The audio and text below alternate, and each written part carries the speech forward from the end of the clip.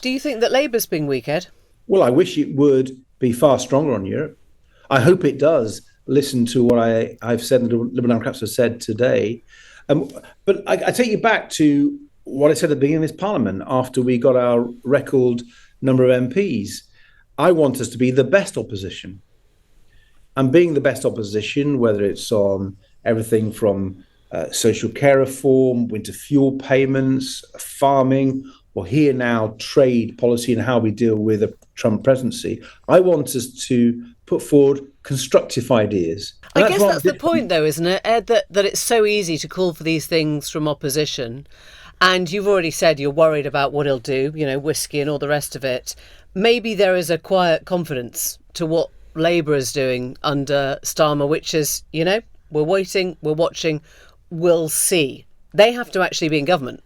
Yeah, but we need our businesses and our industries and our investors to be confident, and they're not very confident at the moment. Yeah. The Conservatives, I agree, left the economy in a real mess, but Labour has not inspired that confidence. And indeed, I'm quite worried about investment with what I'm hearing from businesses.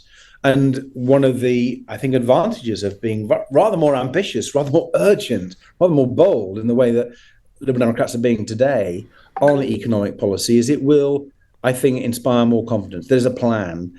There's an idea. If you talk to Make UK, for example, they represent British manufacturing businesses. They are desperate for some sort of customs union deal. And the reason is the regulations around this are so damaging. Without getting too technical, they're called the rules of origin. And when you're manufacturing goods these days, they go across borders several times before you get to the finished article.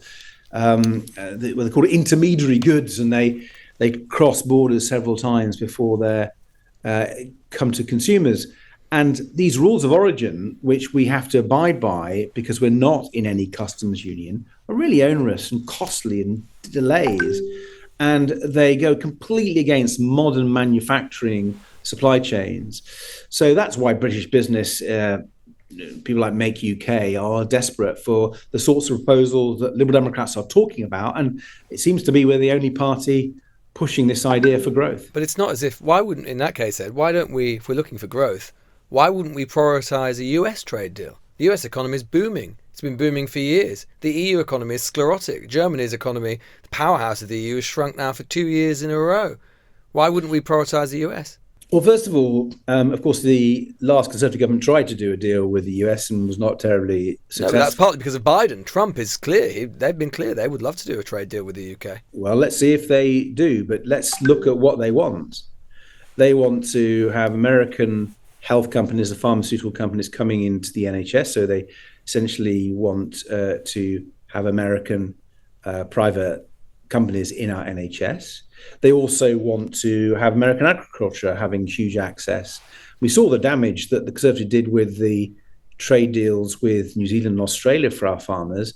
The last thing we want is more animal welfare and environmental standards being dropped for a trade deal for the Americans, which will hit British farmers even more. So I think the idea that there's a off-the-shelf trade deal for a Trump America that will be in Britain's interests, I don't agree. What I would say is that I still want to see if you can do some sort of trade deal with America. I don't rule it out. But the area that would suit us best is in services. Yeah. Of course, that's not affected by a customs union. That's an important point. Customs unions. Can I ask you something? Were you always going to make this speech at this point? Or does this come from a place of disappointment with what you've heard from Labour in the 6 months that they've been in office? I mean, in one way, the Lib Dems, we know where you stand on customs union. We know where you stand on the EU. So there's nothing completely out the blue about this. But I'm wondering if it comes from a place where you don't think that you're hearing enough from Labour. Well, the customs union point actually wasn't in our manifesto. But you're right, we are pro-European. We do think it's in Britain's interests, our economic interests, our security interests, to work with our closest allies, our neighbours. But I wouldn't say we've always planned this speech. To be honest, it became a really important speech, in my view, and a really important idea after November the 5th. And I've been really worried about the implications of a Trump presidency on the economy and on our defense and security. Now, he may not do half the things he says he's going to do. He may prove so unreliable, so unpredictable. But what else is he going to do?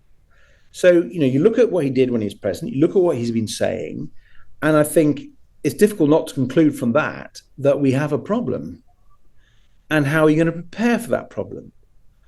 And the only way I think you do a deal with someone like Trump is be very transactional and say, we've got alternatives. We don't have to deal with you if you're going to behave in the way you're doing.